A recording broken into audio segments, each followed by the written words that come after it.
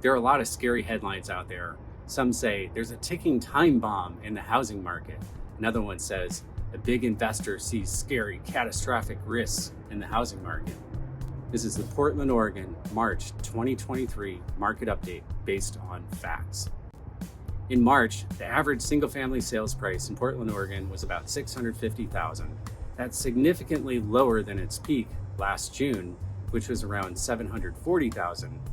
Keep in mind though, prices soared into June from December of 2021 because interest rates were rising, people were pre-approved for loans, locked in rates, and were in a mad scramble to buy what they could as rates were rising.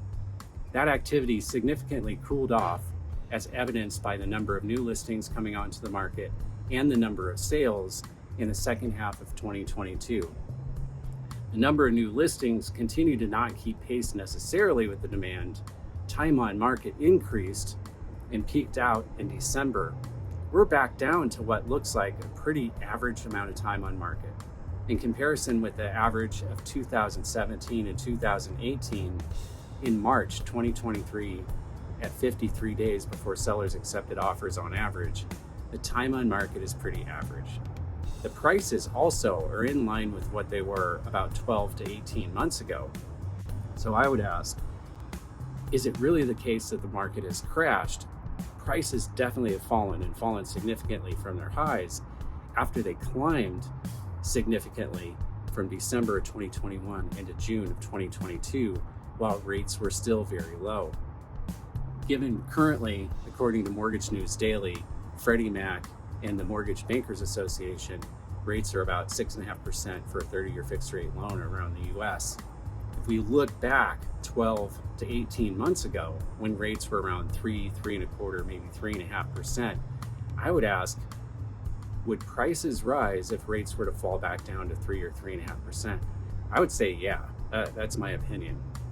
What I would say also is I expect prices to start to climb a little bit as people become more and more used to higher rates around 6.5%, maybe 6.25%. Also, the reason I wanted to cover this, the reason for the lower level of activity is that people who don't have to move, maybe they're sick of listening to the same radio station on their hour commute each way to work. Maybe they live in Gresham and work at the Nike headquarters in Beaverton, and they're sick of the drive and they otherwise would move, but they don't want to have to pay a 6.5% interest rate when maybe they already have a 3% interest rate on their place. So those people are not making a move, the ones who don't have to move, that is. People who have to move for work, who unfortunately have fallen ill, maybe some people want to move to be with friends and family out of state, they're retiring, or they go through some other significant life event. Those people are still making the move. But what we are is down to about a level about 30% lower than what the averages were during the time period 2015 through 2021. My prediction, and I'm going to say predictions are almost always wrong, is that activity is going to pick up a little bit more.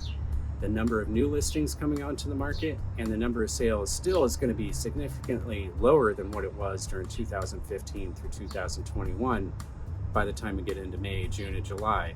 But my prediction is that the activity levels are going to be about 20 to 25% lower, not 35 or 40% lower.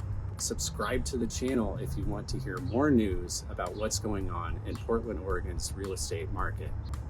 I'm John McPherson, principal broker on the Portland team with Premier Property Group in Portland, Oregon.